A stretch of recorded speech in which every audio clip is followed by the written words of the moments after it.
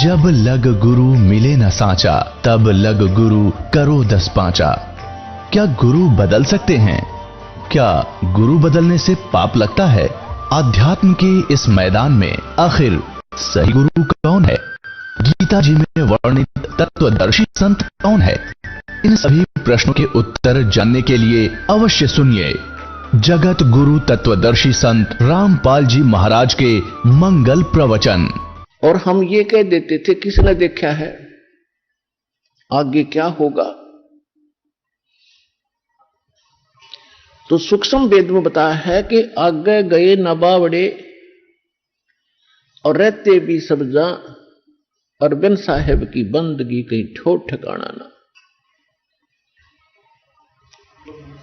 क्या बताया है कि जो पहले चले गए उन्होंने तो आके आपको बताया नहीं हमारे साथ क्या क्या बीता, हम सुखी रहे या दुखी हुए, और शेष बचे ये भी ऐसे ही चले जाएंगे जैसे हमारे पूर्वज चले गए। फिर इन्होंने किन्होंने? जिन्होंने परमात्मा को देखा है, जिन्होंने परमात्मा को पाया है, और परमात्मा से फिर उन्होंने जो ज्ञान प्राप्त हुआ है उन महापुरुषों ने हमें बताया है। अब हम ये नहीं कह सकते कि किसने देखा है, वो वही कह सकता जो इस तत्व ज्ञान से परिचित नहीं होता, इस सत्संग नहीं सुनते। आदरणीय गरीबदास साहिब जी को परमात्मा मिले थे। आदरणीय गरीबदास साहिब जी गांव छुडानी, जिला झज्जर, हरियाणा प्रांत में। छुडानी एक छोटा सा गांव है। बहादुरगढ़ और झज्जर रोड से एक लिंक रोड जाता है, दुल्हेड़ा से एक जाता कबलाना से।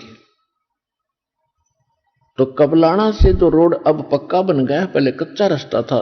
छुडानी और कबलाना गांव को मिलाने का एक कच्चा रास्ता था। उसके ऊपर एक जांडी का पेड़ था। उस जांडी के पेड़ के नीचे गरीबदास जी अन्य ग्वालों के साथ सन 1727 में, संवत 1784 में फाल्गुन उतरते की द्वादशी को दिन के लगभग 9-10 बजे उस जांडी के पेड़ के नीचे बैठकर खाना खा रहे थे। गव्वें चर रही थी। गरीबदास जी के लगभग 1400 एकड़ जमीन थी। इकलौते पुत्र थे, 10 वर्ष के बच्चे थे उस समय, और ये अपने नाना के यहां रहा करते थे। उनके नाना का यानी कोई पुत्र नहीं था, यानी गरीबदास जी का कोई मामा नहीं था। इसलिए उनके पूज्य पिताजी छुडानी में घर जमाई रहते थे, और वो सारी जमीन गरीबदास जी को ही प्राप्त हुई थी। 10 वर्ष के बालक थे, बहुत बड़े किसान जाट थे, और उनको परमात्मा मिले वहां छुडानी के खेतों में, जंगल में। सतलोक से चलकर आए परमात्मा। ये परमात्मा का विधान सब वेद भी बताते हैं कि परमात्मा परमेश्वर पूर्ण ब्रह्म सत्य पुरुष परम अक्षर ब्रह्म ऊपर सतलोक में रहता, ऊपर के लोक में विराजमान है। राजा के समान बैठा सिंहासन पर, मनुष्य दृश्य है, सिर पर मुकुट है, ऊपर छत्र है। गरीबदास जी ने आंखों देखा बताया, और यही वेद बताते हैं। तो वहां से चलकर भगवान आए, आदरणीय गरीबदास साहिब जी को मिले, और उनको जब गरीबदास जी 10 वर्ष के बालक थे, परमात्मा एक साधु रूप में वहां प्रकट हुए। सतलोक से आकर वहां नीचे जमीन पर उतरे। वहां से एक साधु की तरह, यात्री की तरह चलते आ रहे थे। तो 10-12 और ग्वाले थे, गोपाल थे, और गरीबदास जी थे। सबसे छोटी उम्र के गरीबदास जी थे। तो महात्मा और अतिथि को देखकर पहले बड़े प्रसन्न हुआ करते थे लोग। बच्चों के अंदर एक विशेष आस्था भर दी जाती थी, और प्रत्येक व्यक्ति की ये धारणा रहती थी कि कोई भी अतिथि आता है उसको भोजन के लिए अवश्य प्रार्थना की जाती थी। क्योंकि उस समय सभी इधर उधर आते जाते थे, सभी को यह होता था कि हमने भी कभी जाना पड़ सकता है। तो एक ऐसी व्यवस्था अच्छी बनी हुई थी कि सभी को आग्रह किया जाता था कि हो सकता श्रम का मारा मना भी कर दे खाना खाते, फिर भी बाई फोर्स प्रार्थना करते थे, ना जी खाना तो खाना ही पड़ेगा, बैठो खाना जरूर खाओ। कई बार ऐसा होता है कि इंसान शर्म के मारे ना कर देता कि ना जी खा के आया हूं, तो फिर उसको इस भावना से विशेष आग्रह किया जाता था, ना जी चाहे थोड़ा खा लो, तो गलती से ना निकल जा कभी तो वो फिर बेचारा खा लेता था। इस दृष्टिकोण से और पालियों ने बाबा जी देखकर कहा कि महाराज आ जाओ भोजन पालो। परमात्मा ने कहा बच्चों भोजन तो मैं अपने गांव से खा के आया हूं। तो उनका जी थोड़ा सा तो खाई लो। कि नहीं खा के आया हूं भाई मैं। कौन सा गांव है आपका? परमात्मा ने बताया मेरा गांव सतलोक है, वो कबीर नगर कहलाता है। तो फिर भी उन्होंने विशेष आग्रह किया कि देखो जी हम अतिथि को, और आप तो साधु हैं, बगैर कुछ अन्न आहार जलपान किए बिना हम जाने नहीं देते, आपने कुछ तो लेना ही पड़ेगा। प्यार से एक विशेष आग्रह से कहा। तो परमात्मा ने कहा भी ठीक है। उन्होंने कहा कि भी ग्वालों ने कहा कि जी दूध पी लो, हमारी गौवें हैं, जब चाहे हम निकाल लेते हैं, ऐसी अच्छी गौवें, दूध तो पीना ही पड़ेगा। तो परमेश्वर ने कहा भी मैं कंवारी गायों का दूध पिया करूं, कंवारी गाय का दूध पिला दो। तो जो बड़े एज्ड थे वो तो कहने लगे बाबा जी आपकी दूध पीने की नीत को ना, आप तो मजाक करते हो, कंवारी गाय दूध देती है। परमेश्वर ने कहा भी देख लो, जब आप इतना ही हट कर रहे हो तो मैं दूध पीऊंगा, लेकिन पीऊंगा कुंवारी गाय का। अब वो बड़े लोग थे, वो तो नहीं कुछ बोले, चुप हो गए। गरीबदास जी खड़े हुए, 10 वर्ष के बालक, सबसे छोटी कम उम्र के थे। एक बच्चिया लाई अपनी लाडली सी, जिसके गले में एक रस्सा बांध रखा था, रस्सी जो जेवड़ी, उसको पकड़कर लाए। कहा देखो जी ये बच्चिया ना, इसको बच्चा भी नहीं है, अब ये गर्भ भी धारण नहीं किया है, दूध कैसे देगी? परमात्मा ने कहा कि कोई बर्तन है तुम्हारे पास, दूध निकाल लेंगे इसका। तो वहां एक मिट्टी का छोटा सा घड़ा था, 5-7 किलो, जिसमें लस्सी दूध आ सकता था। गरीबदास जी कहे जी धोखा मांझ कर रखा है, ये लो। परमात्मा ने कहा इसके नीचे रखो, जैसे थनों के नीचे रख लिया। गरीबदास जी पकड़ कर बैठ गए। परमात्मा ने बच्चिया के कमर पे हाथ मारा और लंबे लंबे सतन हो गए, आशीर्वाद दिया दाता ने, और दूध की धार चल पड़ी।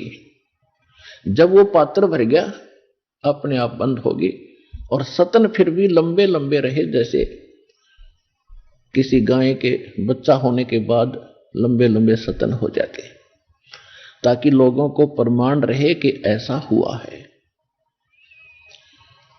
अब गरीबदास जी ने उठा करके वो दूध कहा ले महाराज पी लो।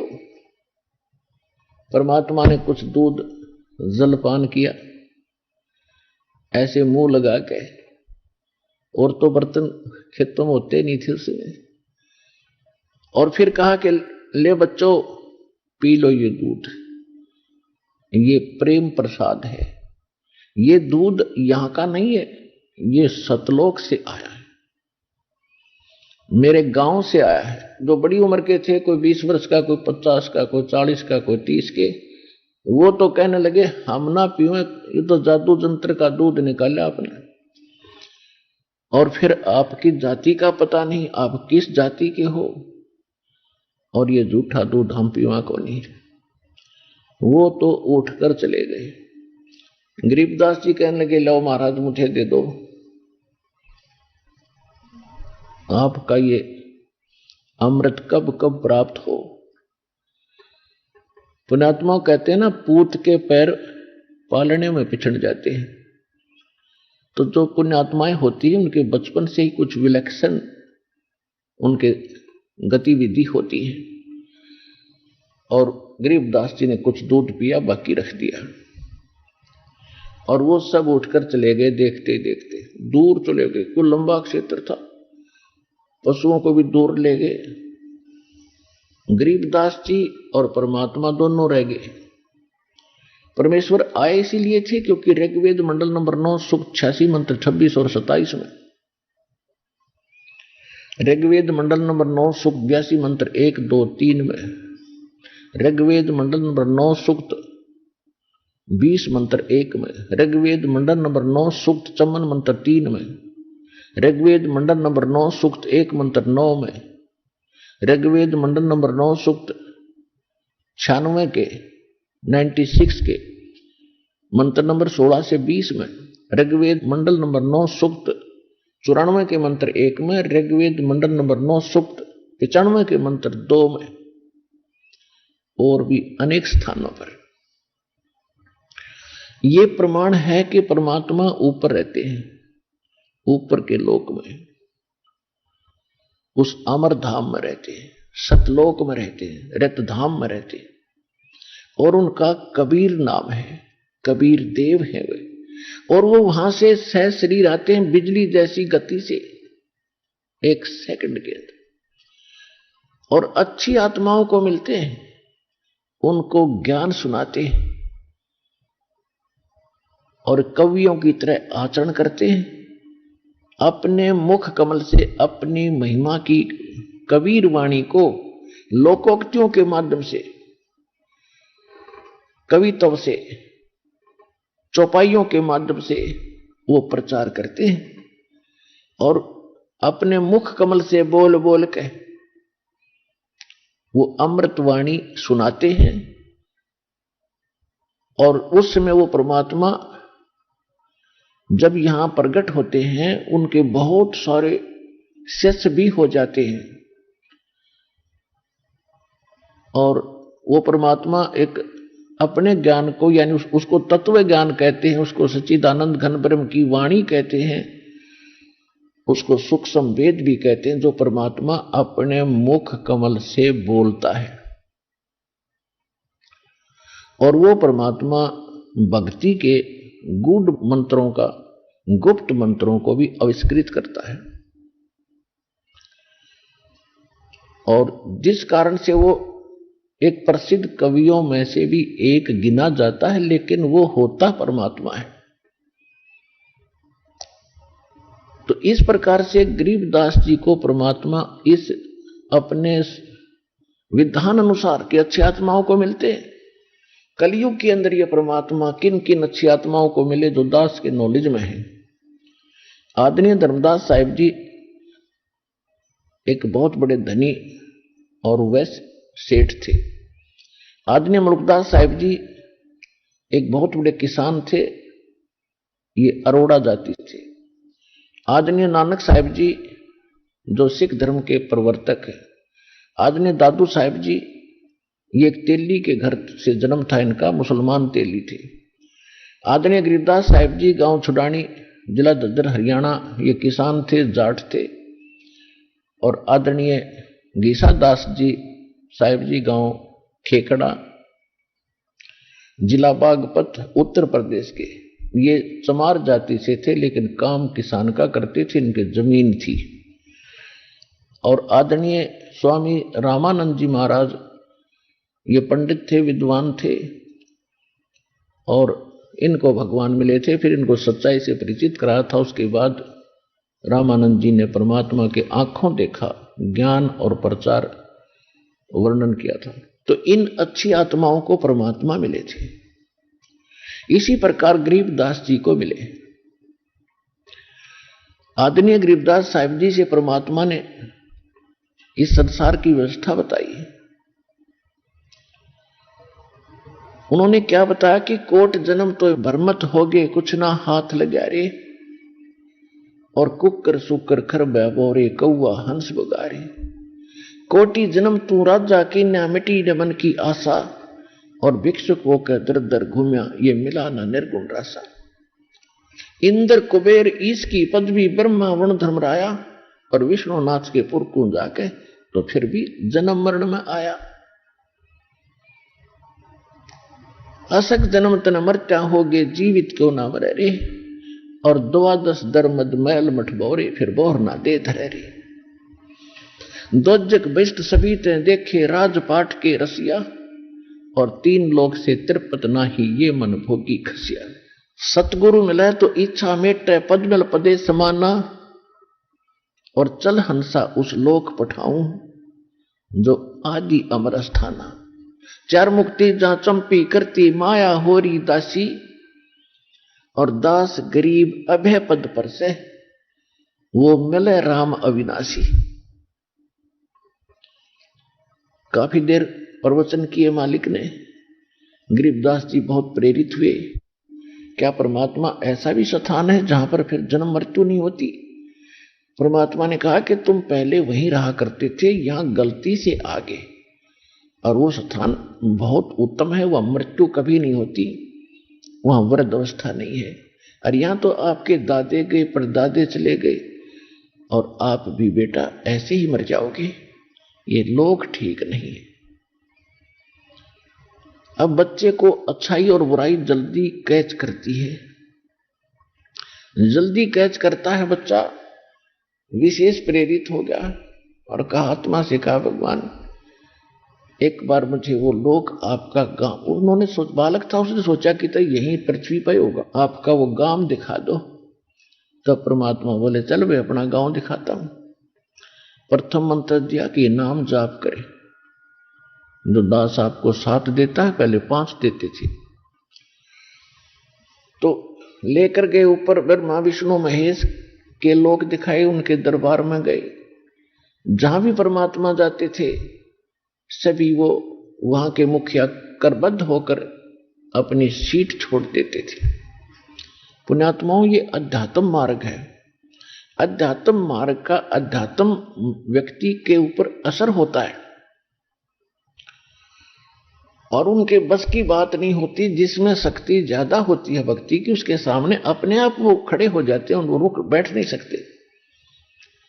जिसके पास भी परमात्मा पहुंचे, सभी ने विशेष सत्कार किया। कुछ ये देव पुरुष है, इनके अंदर विशेष विनम्रता और शिष्टाचार भी अन्य से अधिक है, क्योंकि इसलिए इनको देवता कहते हैं। ये सभ्य प्राणी है, और वो झूठ नहीं बोलते, क्योंकि हमने बिना ज्ञान के इन्हीं को उपमा घनी दे दी। ये अजरो अमर है, इनकी कोई माता पिता नहीं है, ब्रह्मा विष्णु महेश सर्वेश्वर हैं। ये तो हमने गुण गा रखे थे, इनने साची बता रखी थी। जैसे श्री देवी भागवत पुराण, देवी पुराण में 3रे स्कंद में स्पष्ट कह रहा विष्णु जी कि तुम शुद्ध स्वरूपा हो, अपनी माता दुर्गा की प्रशंसा कर रहे, स्तुति करते। ये सारा संसार आपसे ही उद्भासित हो रहा है। मैं, ब्रह्मा और शंकर, आपकी ही कृपा से हम यहां उपस्थित हैं।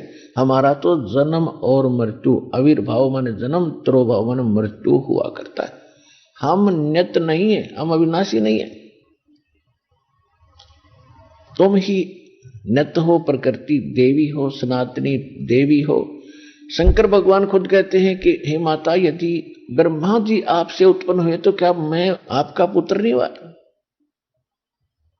तो कहने का भाव ये है, इन्होंने सारी सच्ची बता रखी है कि हम नासवान हैं, हमारी जन्म मृत्यु होती है, दुर्गा हमारी माता है। लेकिन ये हमारे धर्मगुरु इन सदग्रंथों को समझ नहीं सके। ये इन्होंने अपने आप एक प्रांत के मंत्री को इन्होंने राष्ट्रपति सिद्ध कर रखा था। इतना समझ लो, एक प्रांत के मंत्री ने, ब्रह्मा विष्णु महेश एक ब्रह्मांड में एक एक विभाग के मंत्री हैं, साहब हैं। ये इतने मालिक हैं। रजोगुण विभाग के ब्रह्मा जी, और सतोगुण विभाग के विष्णु जी, और तमोगुण विभाग के शंकर जी।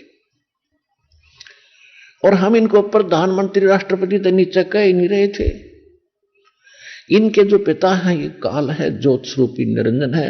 ये 21 ब्रह्मांड का स्वामी है, और प्रत्येक ब्रह्मांड में ये मुख्यमंत्री का रोल कर रहा है। अपने जितने क्षेत्र इसके अंतर्गत है 21 ब्रह्मांड का, तो प्रत्येक में जब ये जिसमें सृष्टि करता है, उसमें स्वयं ही एज ए सोच लो मुख्यमंत्री के रूप में रहता है। और ये 3 इसके महामंत्री हैं। अन्य छोटे और देव हैं, जैसे जल का देवता है, जंगल का देवता है, अग्नि देवता है, सूर्य जो है प्रकाश देवता है। तो सूर्य देव ये कोई आग का गोला नहीं है, जैसे विद्युत मंत्री होता है। विद्युत मंत्री कोई बिजली नहीं है, कोई पावर हाउस नहीं है, वो एक मैन है, व्यक्ति है। तो इसी प्रकार ये जो प्रकाश स्रोतों का कंट्रोलर है वो सूर्य देव नाम है उसका। तो ये अन्य देवता है। तो इनके महामंत्री ये तीन हैं। इतने मालिक हैं, इतने स्वामी हैं ये। तो उन्होंने जो परमात्मा ने वहां गए तो उनके मुख से ये सारा कुछ कवा दिया गरीबदास जी के सामने। फिर गए धर्मराज के दरबार में, जो यहाँ का चीफ जस्टिस है, एक ब्रह्मांड का जो चीफ जस्टिस है, उसके ऑफिस में जो परमात्मा पहुंचे कार्यालय में, वो अपनी सीट से उठकर खड़ा हो गया। और वो जो धर्मराज होता है, धर्मराज यानी धर्मराय जिसको कहते हैं, ये न्यायाधीश, ये कोई भी उसके दरबार में जाता है, ये किसी के भी सामने खड़ा नहीं होता। जब परमात्मा प्रवेश हुए, सीट छोड़कर खड़े हो गए, क्योंकि आध्यात्मिक शक्ति में अपने आप उनके बस की बात नहीं होती, उनका अपने आप आसन उठ जाता है और वो समझ जाते हैं कि जो सामने खड़ा है ये आम व्यक्ति नहीं है, तेरे से प्रबल है। उसको उनको बताने की आवश्यकता नहीं होती। करबद्ध खड़े हो गए वो न्यायाधीश एक ब्रह्मांड के, और परमात्मा उनको ऐसे लताड़ रहे हैं जैसे उच्च अधिकारी छोटे अधिकारी को आदेश देता है और सत्र करता है। इतना समझ लो जैसे एसपी सत्र का व्यक्ति एक एसएचओ को आदेश देते हुए बोल रहा हो और वो सैल्यूट मारकर खड़ा हो और जी सर, यस सर, और वो धमका भी रहा होता है कि खबरदार जितने ऐसी कोई किया तो वो कहता है यस सर। इस स्थिति में जब गरीबदास जी ने देखा तो हैरान रह गए कि ये बाबा जी क्या है, तो कमाल का आदमी है। जो भी जिसके पास हम जाते हैं ये सभी इसको प्रणाम करते हैं और ये ऐसे आदेश दे रहा जैसे ये बड़े इन सब से बड़े हों। तो गरीबदास जी के सामने परमेश्वर ने यह प्रमाणित करना था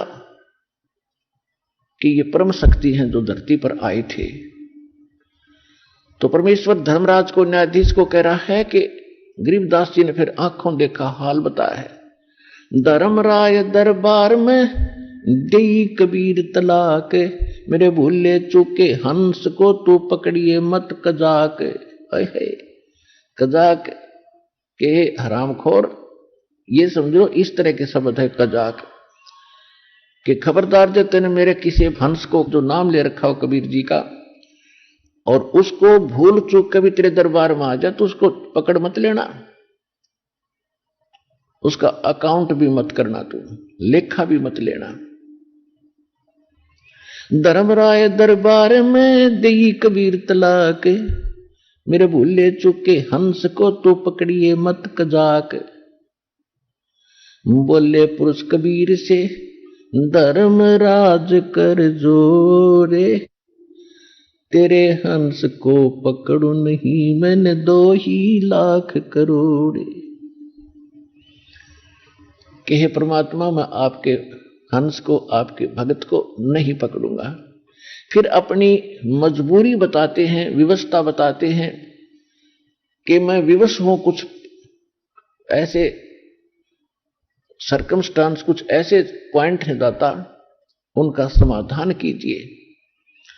क्या क्या पूछा कि जैसे आपकी शरण में आने से पहले और इन्होंने जो पाप कर्म किए हुए होते हैं तो वो मेरे पास इनके फाइल में, इनके अकाउंट में डिपॉजिट है, संचित कर्म है इनके, और उनके आधार से चाहे वो प्रारब्ध कर्म है चाहे संचित कर्म है, तो मैंने उनको दंडित करना ही पड़ता है, ये मेरी मजबूरी है। तो धर्मराज क्या कहते हैं, कर्मों से तीरथ हैं अब हैं जो शरण कबीरे, वो तो मैंने पकड़ने पड़े और जड़नी पड़े जंजीरे। कि जो पहले कर्म इन्होंने कर रखे हैं और अब आपकी शरण में चले गए हैं, लेकिन पिछले कर्मों के आधार से तो परमात्मा मैंने इनको दंडित करना पड़ेगा। तो परमेश्वर ने क्या कहा कि कर्म भरम इस ब्रह्मांड के मैं पल में करहूं नेश, यानी इन पर कांटा लगा दूंगा, इनको खत्म कर दूंगा।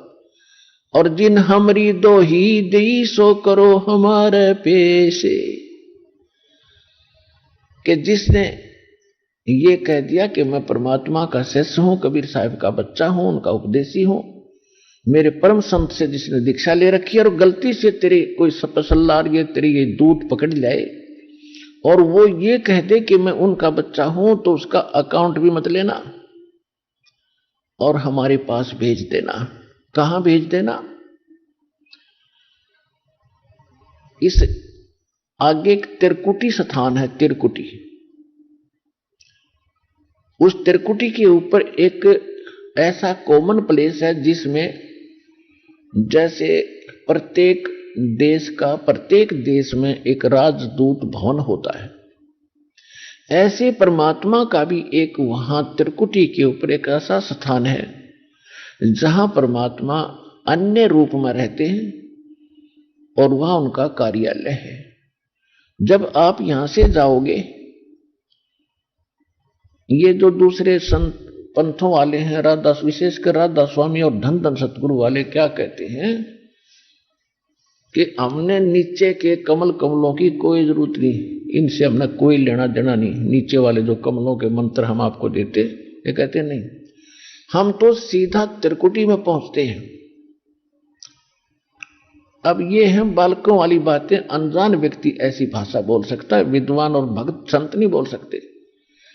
त्रिकुटी एक ऐसा स्थान है, दूसरे शब्दों में हम कहें त्रिकुटी एक इंटरनेशनल एयरपोर्ट भी है उसी स्थान पे, और वहां ऐसे राजदूत भवन ये कार्यालय भी है। तो त्रिकुटी यानी इंटरनेशनल एयरपोर्ट पर तो वही जाता जिसने बाहर देश में किसी दूसरे देश में जाना हो। तो दूसरे देश में जाने से पहले पासपोर्ट हो, यहां का नो ड्यू सर्टिफिकेट हो और वीजा लग गया हो, तो उस व्यक्ति का तो वहां जाने का फायदा। वैसे सैर सपट्टे को तो रोज धक्के खा लो, उसका फायदा क्या वहां पालम एयरपोर्ट पर जाने का? तो ये इन्होंने तो ऐसा मूर्ख बना रखा है श्रद्धालुओं को कि ये ऋषि मुनि तो बहुत जन समाधि ला ला कर चले गए, ये त्रिकुटी तक नहीं पहुंचे, कमलों मुड़ झेरे। और आप क्या करते हो? आप भी तो समाधि, और 2-2.5 घंटे सुबह, 2-2.5 घंटे शाम, ये क्या है? ये भी तो हठ योग है। कहते ऋषि मुनियों नहीं पार तुम न पा जाएगा, नाम कुछ भी खक भी नहीं तुम्हारे पास, सारे काल के नाम जाप करते हो। तो कहने का भाव ये है कि वो कहते हैं हम सीधे त्रिकुटी पर जाते हैं। त्रिकुटी कोई बरवाड़े का बस स्टैंड नहीं है कि पैदल चला जाए तो पहुंच गया। त्रिकुटी पर जाने के लिए जोर लगेगा आपको। वहां जाने के लिए सबसे पहले आपने इन जो यहाँ के प्रधान है 5, गणेश जी, ब्रह्मा सावित्री जी और लक्ष्मी विष्णु जी, शिव पार्वती जी और दुर्गा जी, इन 5 से नो ड्यू सर्टिफिकेट लेना पड़ेगा, तब त्रिकुटी की तरफ झांक सकोगे। तुम बालकों का खेल बना रखा है। तो त्रिकुटी पर जब आप जाओगे, आपको जो प्रथम मंत्र दिया जाता है, इसमें प्रथम और लास्ट मंत्र जो है आपकी एक न्यारी कमाई है, और बीच के 5 मंत्र हैं, ये आपको यहां सुविधाएं प्रदान होंगी। और इन 5 जो यहां के मुखिया हैं, प्रधान हैं, इनके पास आपका ऋण है, वो ऋण मुक्त हो जाओगे इससे। तो जब आप यहां से चलोगे तो आपकी फाइल क्लियर पाओगी प्रत्येक ऑफिस में, इनके कार्यालय में, क्योंकि आप इस दास के माध्यम से शरण में आए हो। तो ये दास परमात्मा इस दास के रूप में जब आपका यहां से चलने का समय आएगा, पहले पहुंच जाएगा उन कार्यालयों में, आपकी सिलप ले पाओगे, खड़े चल बेटा आगे, ये क्लियर हो गया, चल आगे।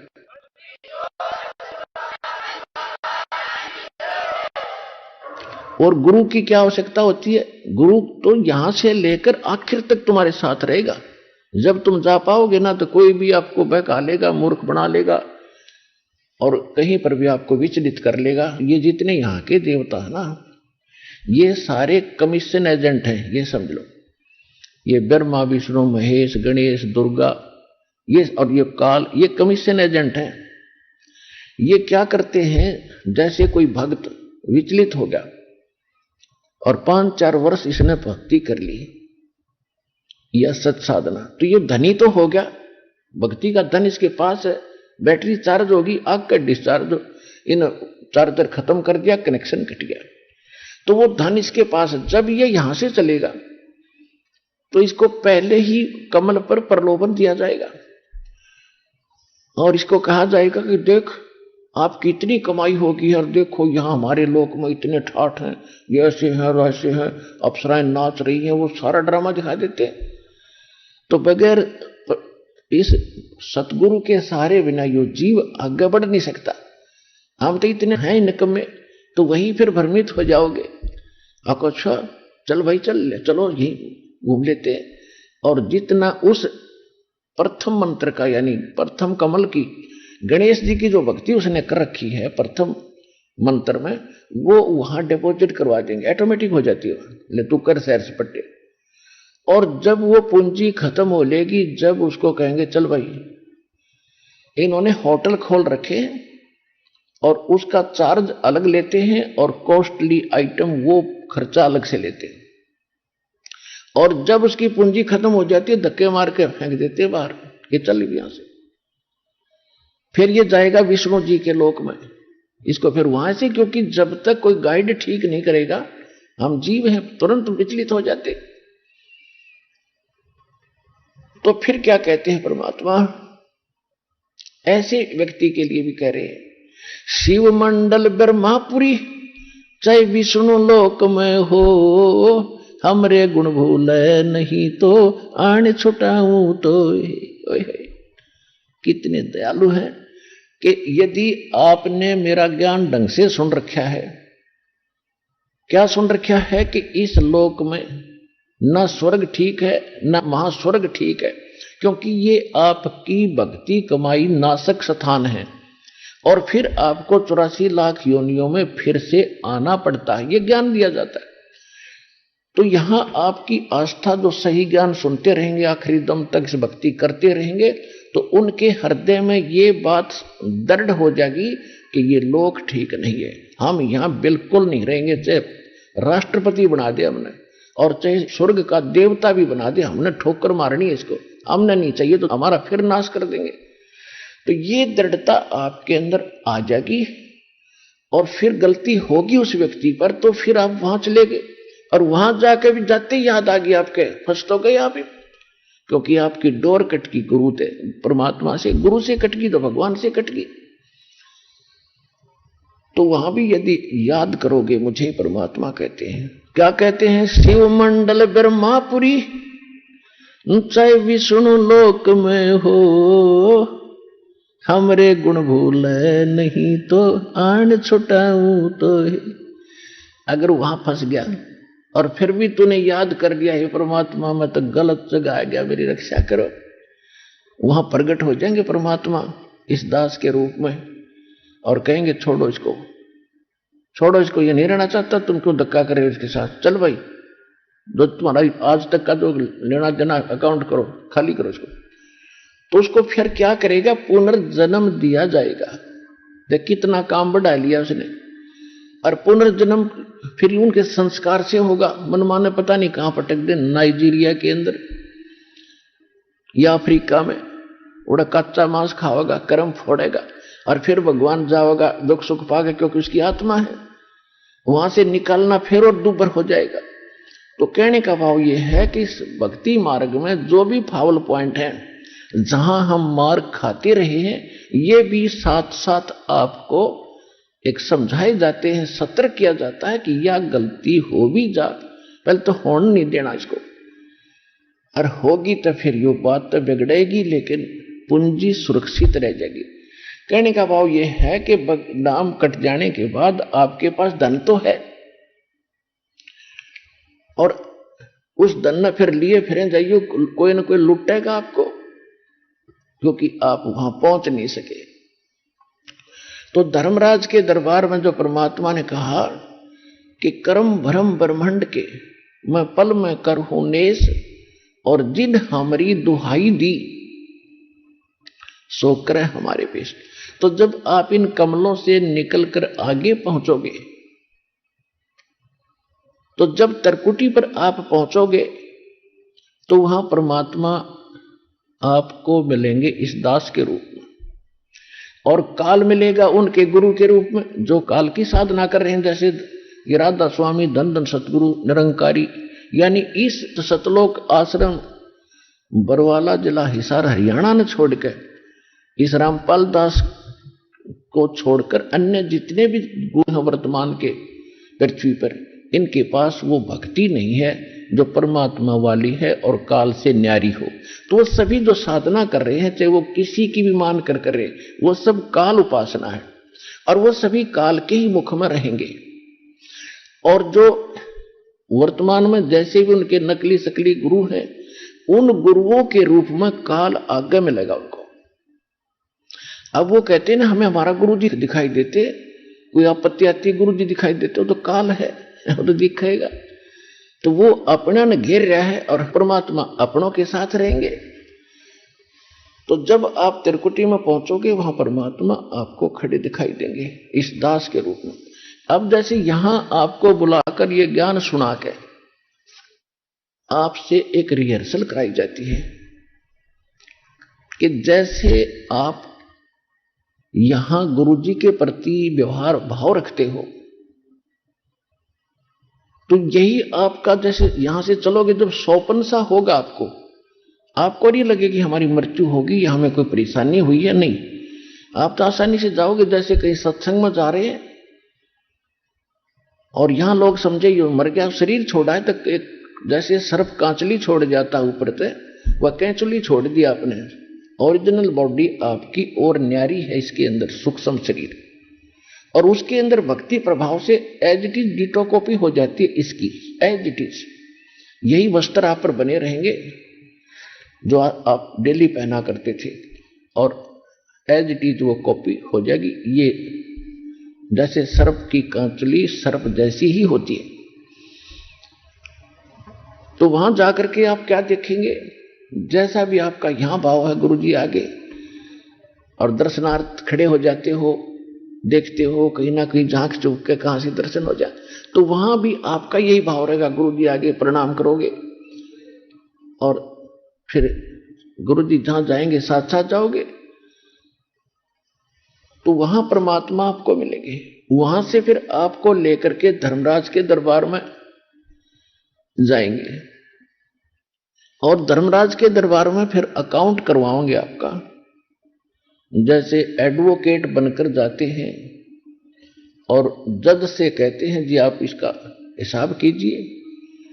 अब देखो यहां दो बातें हैं कि जिस समय परमात्मा मिले थे उनको जाकर गरीबदास जी के साथ, तब तो वो अपने वास्तविक रूप में थे, फिर वो जाएंगे दास के रूप में, गुरु के रूप में, तो वहां वो एज ए एडवोकेट खड़े होंगे और उनको कहेंगे जी लो इनका अकाउंट क्लियर करो। श्रीमद् भगवत गीता और वेद ये और सूक्ष्म वेद ये हमारे संविधान है भगवान का, और जो भी संत और गुरु होंगे इस संविधान के अनुसार ही जो साधना करते और करवाते वही सफल होंगे। तो वहां संविधान की धारा दिखाई जाएगी, गीता अध्याय नंबर 18 के श्लोक नंबर 66 को परमात्मा इस दास के रूप में धर्मराज की टेबल पर रखेगा कि आपका विधान है, संविधान में लिखा है, सर्वधर्मान परित्यज माम एकम शरणम व्रज अहम तवा सर्व पापे भो मोक्षामि मा शुच। कि युकाल भगवान यानी आपका राजा कहता है, यहाँ का मालिक कह रहा है कि मेरे सतर की जो पूजाएं हैं वो मुझे छोड़ दो, तब तुम उसकी शरण में जाओ। इसने उसकी शरण में जाना है, और आप जी इसके सतर की जो ओम नाम की पूजा, ओम नाम की भक्ति साधना कमाई, उस 3 मंत्र के अंदर 3 मंत्र जो ओम तत्सत है उसमें 3 मंत्र हैं, ओम और तत् एक सांकेतिक शब्द है, ओम तो सीधा ही है, ये दो अक्षर मिलकर एक सतनाम बनता है। तो यहां उस 3 मंत्रों में से प्रथम मंत्र जो ओम है उसकी कमाई ये ब्रह्म की है, और ये ब्रह्म का ही राज्य है, और ब्रह्म यहाँ का राजा है, और ये विधान वेद भी ब्रह्म के ही माने जाते, उसने दिए हैं, उसका विधान माना जाता। तो तुम्हारे संविधान में लिखा है, तो ये ओम नाम की कमाई आप रखो और इसका अकाउंट क्लियर करो 2 मिनट में। अब ठीक है, रखो, जाओ। फिर वहां से कहां जाएंगे? अब त्रिकुटी से आगे फिर आपको लेके चलेंगे परमात्मा, साथ जाएंगे इस दास के रूप में, और आपको कहा जाएगा कि ये सतनाम का जाप करो, तीनों मंत्रों का जाप अब शुरू कीजिए। तो जब सतनाम का जाप करते ही सार नाम तो अभी शेष ही रह जाएगा, इतनी सेकंड में वो ब्रह्मरंध्र खुल जाएगा। त्रिकुटी से आगे ब्रह्मरंध्र है, और ये ब्रह्मरंध्र इस सतनाम के अतिरिक्त नहीं खुल सकता, चाहे कितनी बार कितने मंत्र जाप कर लो। जैसे रामानंद जी एक बहुत बड़े महापुरुष और विद्वान माने जाते थे, 4 वेदों के ज्ञाता और 18 पुराण श्रीमद् भगवद गीता के विद्वान कहे जाते थे, ओम नाम का जाप करते थे, विष्णु जी को उपास्य इष्ट भी मानते थे। उनको भी परमात्मा, वो भी कहा करते थे कि बहुत ऊपर तक मेरी समाधि जाती है। तो परमेश्वर ने कहा था, स्वामी जी चलिए, कहां तक आपकी समाधि जाती है?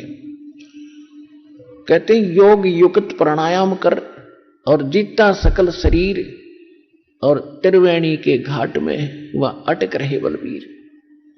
अब इन्होंने कह का भी नहीं पता, ना त्रिकुटी का पता, ना त्रिवेणी का पता। त्रिकुटी के बाद फिर 3 रास्ते शुरू होते हैं। जो बीच का रास्ता वो ब्रह्मरंध्र है। रामानंद जी समाधि से ऊपर पहुंचे, परमात्मा उनके साथ थे 10 वर्ष के बालक के रूप में। तब परमेश्वर ने कहा था, स्वामी जी आपकी मंजिल आगी, अब आगे कहां जाओगे? अब पता नहीं। परमात्मा ने बताया, मैं बताता हूं, आपकी मृत्यु के उपरांत आप यहीं आओगे इस त्रिकुटी पर, और ये लेफ्ट जो रास्ता है, लेफ्ट, यहां धर्मराज का दरबार है, पहले आप यहां जाओगे, वहां आपका अकाउंट होगा। उसके बाद आप विष्णु जी को एज ए इष्ट रूप में पूजते हो, तो आपको विष्णु लोक में भेज दिया जाएगा। और राइट साइड के अंदर ये अन्य व्यवस्था है उस काल की, और सीधा जो बीच का रास्ता है ये ब्रह्मरंध्र है, और ये जाता ब्रह्मलोक को। तो ये ब्रह्मलोक को जाने का रास्ता ना ये खुल सकता ब्रह्मरंध्र, यहां लॉक लगा रखा है काल भगवान। आपके पास इसके खोलने की चाबी नहीं है, जो मंत्र वेदों आदि में तुम जपते हो, ये ब्रह्मरंध्र नहीं खुल सकता। अब रामानंद जी से कहा कि देखो खोल के, रामानंद जी ने कोशिश करी, नहीं खुला। परमात्मा बोले, वो चाबी मेरे पास है, मेरे पास सतनाम है, और सतनाम में 2 अक्षर है। जब मैं सतनाम का जाप करूंगा तब ये खुलेंगे। तब परमात्मा ने कहा कि मैं खोल के दिखाऊं इस तेरे ब्रह्मरंध्र को। रामानंद जी ने कहा, जी खोल दो। तो परमेश्वर ने सिमरण किया, लीला थी उनकी, तो वो तो ऐसे भी खोल सकते थे। सतनाम का सिमरण किया, एकदम सेकंड में गया, ऐसे वज्र कपाट जैसे पत्थर पड़े हो, एकदम हट गए। तब रामानंद जी को अंदर ले गए, वो काल दिखा कि ये बैठा तुम्हारा ज्योत स्वरूपी निरंजन, जो गीता अध्याय नंबर 11 के श्लोक 32 में कहता, मैं काल हूं, सबको खाने के लिए आया हूं। ये वो विराट रूप भी धारण कर सकता है, और ये 2 भुजा भी रख सकता है। ये बैठा सामने ब्रह्मलोक में। जो ब्रह्मलोक के ऊपरले हिस्से में जब गए तो वहां वो विष्णु लोक में विराजमान था, क्योंकि ये ऐसा छल करता है। फिर बताया कि इसका असली रूप दिखाऊंगा, अभी तो यहां भी छुपा रहा अपने आप को। फिर 21वें ब्रह्मांड में लेकर गए, जहां 11वां द्वार है, जो अक्षर पुरुष के लोक में प्रवेश करता है। वहां ये बैठा कमर लगा के, जब कोई जीव इधर को आता ये तुरंत उससे बाईपास पहुंच जाता, और उसके उस 11वें द्वार पर कमर लगा के बैठा ही। इतना सतर्क है को कोई जीव यहां से निकल ना जाए, इसने घेर रखा आपको। एक ही रास्ता है वो यहां से निकलने का। यहां के जो जाप हैं उनसे वो नहीं हिचकता। परमात्मा के पास जो सार नाम है, सतनाम है, क्योंकि ओम नाम तो इसका है ही, और वहां जाकर के परमात्मा ने फिर दो सतनाम का दूसरा अक्षर और सार नाम रामानंद जी को साथ ले जा रहे थे, ऐसे गरीबदास जी को फिर साथ लेके गए थे ऐसे ही। तो जो ही उन्होंने वहां जाकर के परमात्मा ने कहा कि ये बैठा तुम्हारा वो भगवान जिसको तुम निराकार कहते हो, जिसको तुम ब्रह्म कहते हो, ओछा माथा, काला विकराल शरीर, लंबे दांत, अगले दो दांत बहुत बड़े और पीछे बड़े बड़े बाल उसके। तो कहने कि ये बैठा हो तुम्हारा ज्योत स्वरूपी निरंजन। उसके चेहरे देख के कलेजा फट जाए। आइए अब हम उन श्रद्धालुओं के अनुभव जानते हैं जो जगत गुरु तत्वदर्शी संत रामपाल जी महाराज जी से दीक्षा प्राप्त कर चुके हैं तथा उनके द्वारा बताए गए भक्ति मार्ग पर चल रहे हैं। सर नमस्कार। नमस्कार सर क्या नाम है आपका? मेरा नाम भूप सिंह पंवार है। भूप सिंह जी कहाँ से आए आप? मैं गांव चाकली, जिला सिरमौर, तहसील पच्छाद, हिमाचल प्रदेश का रहने वाला हूं। सर क्या करते हैं आप? मैं सर पहले सिक्योरिटी गार्ड की नौकरी करता था और आज मैं खेतीबाड़ी का काम करता हूं। सर संत रामपाल जी महाराज जी से नाम दीक्षा लेने से पहले आप क्या भक्ति साधना करते थे? मैं हिंदू धर्म से बिलोंग रखता हूं। हिंदू धर्म में जितनी भी धार्मिक पूजाएं वो सारी करता था। शंकर जी की पूजा करता था, ब्रह्मा विष्णु महेश जी की पूजा करता था और एक आश्रम में भी रहता था हिमाचल प्रदेश सोलन में, जटोली आश्रम में भी ज़्यादातर वहाँ रहता था। सर जैसे कि आपने बताया कि हिंदू धर्म में प्रचलित सभी प्रकार की पूजाएं आप करते थे, सर एक और चीज़ हम यहाँ पे आपसे जानना चाहेंगे कि सर हिंदू धर्म में एक मान्यता है कि गुरु बनाना बहुत आवश्यक है, तो सर क्या आपने भी पहले किसी को गुरु बनाया था? जी, पहले भी मैंने गुरु बनाया था।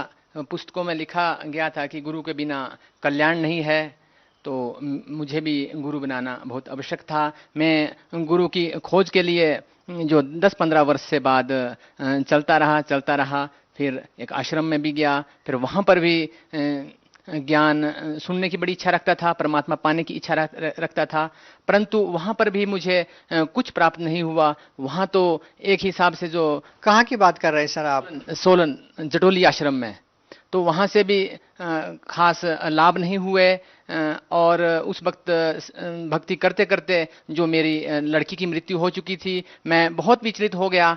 तब वहाँ के जो भगत आए पुराने मेरे पास, उन्होंने कहा कि ये तो जो है कर्मों का चक्कर है, ये तो आपको भोगना ही पड़ेगा। परंतु मैं फिर भी बहुत व्यथित था, परंतु एक मजबूरी थी, दोबारा उसी आश्रम में जाता रहा, परंतु भटकता रहा। सर एक और चीज़ हम आपसे जानना चाहेंगे कि आपने बताया कि जटोली आश्रम सोलन से आप जुड़े हुए थे, तो सर वहाँ पे आपने किस संत को अपना गुरु बना रखा था?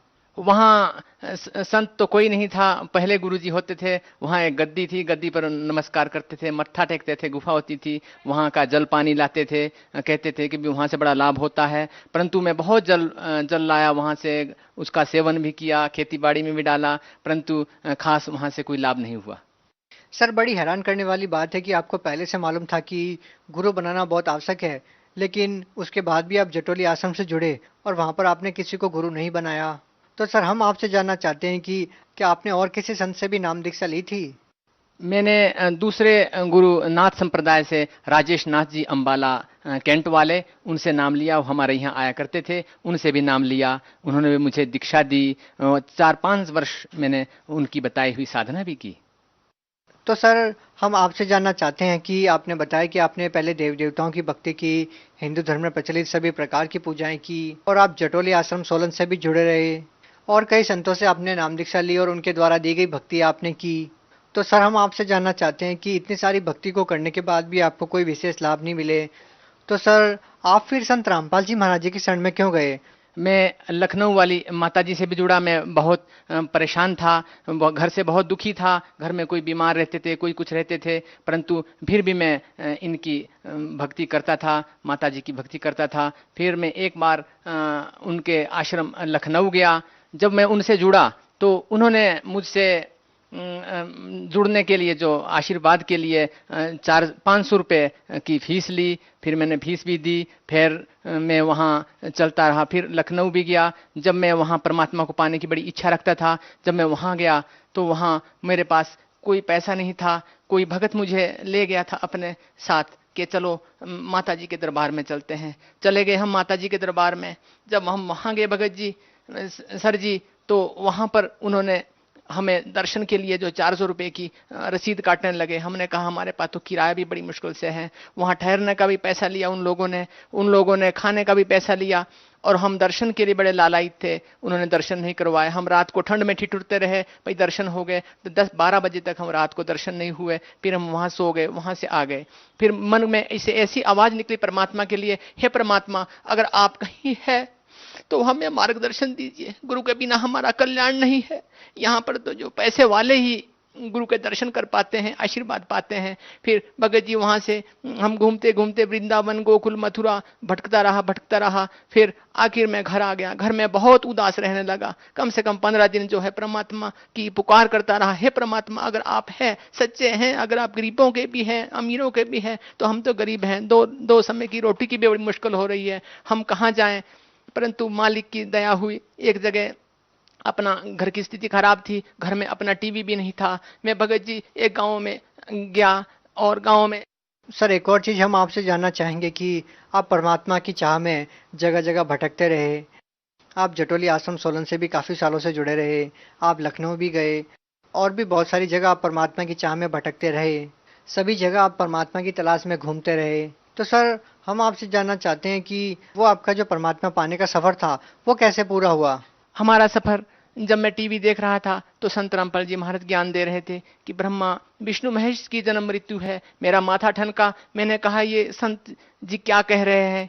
फिर उन्होंने प्रमाण दिए। जब मैंने सर जी, मोबाइल तो मेरे पास था, मैंने रिकॉर्डिंग कर ली। मैं रिकॉर्डिंग की और फिर घर में चला गया। रात को भी मैं सत्संग सुनता था। अपने पास जो पुस्तकें थी, धार्मिक पुस्तकें, उनमें खोजता रहा। मैंने सर 25 दिन तक इसका रिसर्च किया, इस ज्ञान का रिसर्च किया। अंत में 100/100 संत रामपाल जी महाराज जी की जो बातें, जो ये ज्ञान, ये सत्य पाया। और मैंने 21 फरवरी 2013 को संत रामपाल जी महाराज जी की शरण ग्रहण की।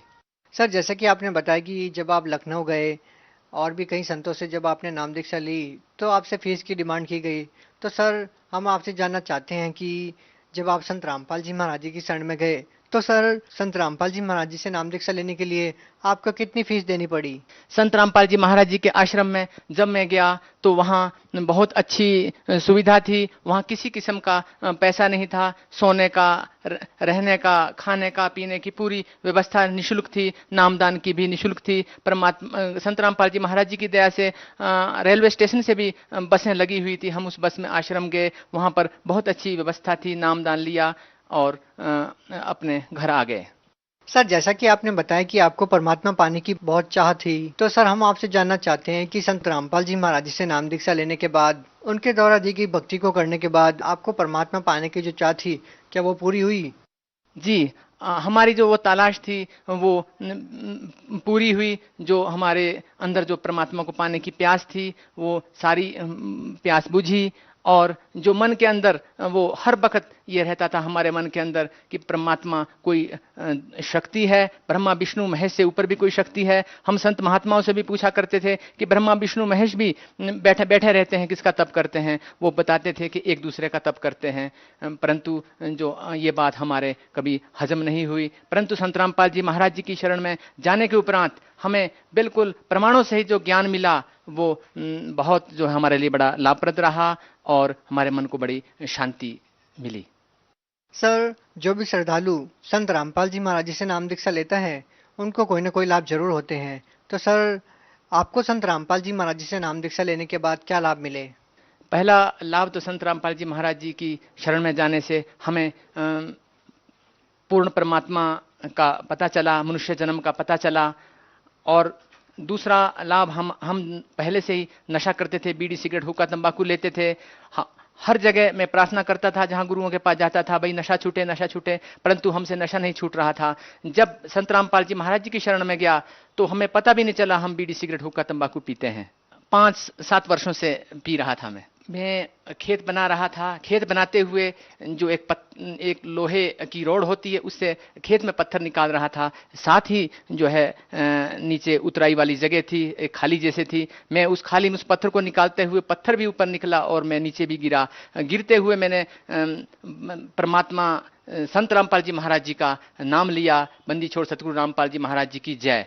और परमात्मा की इतनी, संत रामपाल जी महाराज जी की इतनी दया हुई कि वो पत्थर थोड़ा सा मुझ में लगा और मेरी मौत भी हो सकती थी। हमारे साथ वाले जितने भी मजदूर वर्ग के लोग थे वो सब मुझे देखते रहे कि ये बच नहीं सकता, परंतु संत रामपाल जी महाराज जी की दया से मुझे थोड़ी सी खरोंच आई और मैं बिल्कुल ठीक उस खाले से बिल्कुल ठीक निकल गया। सर और कोई लाभ? मेरी माता जी को 5-7 वर्षों से कैंसर था, इलाज कर रहे थे परंतु इतना फायदा नहीं हो रहा था। संत रामपाल जी महाराज जी की शरण में जाने से, संत रामपाल जी महाराज जी की दया से आज जो ये कैंसर जो लाइलाज बीमारी है और संत रामपाल जी महाराज जी की अपार कृपा से ये आज बिल्कुल स्वस्थ हैं, ठीक हैं, बिल्कुल अच्छी हैं। और सर जी एक लाभ और है, मेरा लड़का आर्मी में रजिस्टर हो चुका है मालिक की दया से, संत रामपाल जी महाराज जी की दया से। घर में हमारे पास रहने के लिए एक मकान था परंतु मालिक की दया से आज मालिक ने खेतीबाड़ी में मुझे बहुत अच्छी बरकत दी। मालिक की दया से जो है आज मेरे पास 4-5 मकान है, सब संत रामपाल जी महाराज जी की दया से बहुत अच्छा हो रहा है। पहले एक ही मकान हुआ करता था, आज मेरे पास 4-5 मकान है। सर जैसा कि आपने बताया कि पहले परमात्मा की चाह में आप जगह जगह भटके, बहुत सारे तीर्थ स्थल पे आप गए, मंदिरों में गए, तो सर आप जैसे और भी बहुत सारे लोग हैं जो परमात्मा की चाह में बहुत सारे तीर्थ स्थल पे या मंदिरों में जाते हैं और परमात्मा की खोज में लगे हुए हैं, तो सर उन लोगों को आप क्या कहना चाहेंगे? उन लोगों से हम कर्ज विनती करते हैं, हाथ जोड़कर प्रार्थना करते हैं कि संत रामपाल जी महाराज जी के सत्संग सुने और संत रामपाल जी महाराज जी की जो पुस्तकें हैं उनको पढ़ें और अपने जो हमारे ग्रंथ हैं घर में रखे होते हैं उनसे उसको मैच करें और मैच करने के उपरांत जो संत रामपाल जी महाराज जी की शरण ग्रहण करें। सर जैसा कि आपने बताया कि पहले आप नशा भी करते थे, तो सर ऐसा क्या होता है कि जो भी श्रद्धालु संत रामपाल जी महाराज जी से नाम दीक्षा लेता है वो तुरंत नशा त्याग देता है, तो सर जो लोग आज भी नशा करते हैं क्या उनका भी नशा छूट जाएगा संत रामपाल जी महाराज जी से नाम दीक्षा लेने के बाद? जी 100% छूट सकता है उनका नशा जब वो संत रामपाल जी महाराज जी की शरण में आएंगे और दीक्षा लेंगे। संत रामपाल जी महाराज जी के मंत्र, आशीर्वाद और मंत्र जाप में इतनी शक्ति है कि जो संत रामपाल जी महाराज जी के लाइलाज बीमारी के साथ साथ नशा भी छूट जाता है, सारी बुराइयां छूट जाती है, सारी जो प्रेत बाधाएं समाप्त हो जाती है। कितने फायदा गिनाते हुए जो है हमारे बहुत समय लगेगा संत रामपाल जी महाराज जी के ज्ञान से। सर आप भगत समाज को क्या संदेश देना चाहते हैं? भगत समाज को यह प्रार्थना करना चाहते हैं कि संत रामपाल जी महाराज जी का ज्ञान सुने, समझें और जो है संत रामपाल जी महाराज जी के ज्ञान को पूरी तरह से परखें और शरण ग्रहण करें और तभी जो है यहाँ भी फायदा होगा और मोक्ष में भी लाभ होगा। पूरे विश्व के अंदर संत रामपाल जी महाराज जी ही एक सच्चे संत है जो गीता के अंदर भी वर्णित है, तत्वदर्शी संत। हे अर्जुन, अगर तू अपना पूर्ण मोक्ष चाहता है तो उस तत्वदर्शी संत की खोज कर। कृष्ण जी ने भी गीता में यही कहा। हमारे जो संत रामपाल जी महाराज जी हैं वो तत्वदर्शी संत है। पूरे विश्व के अंदर तत्वदर्शी संत एक होता है और वो गीता और वेद के अनुसार ज्ञान देता है और उसी से जो है सभी लोगों को, भक्त समूह को फायदा होना शुरू हो जाता है। संत रामपाल जी महाराज जी की शरण में आओ और अपना कल्याण करवाओ। जी बहुत बहुत धन्यवाद। धन्यवाद जी।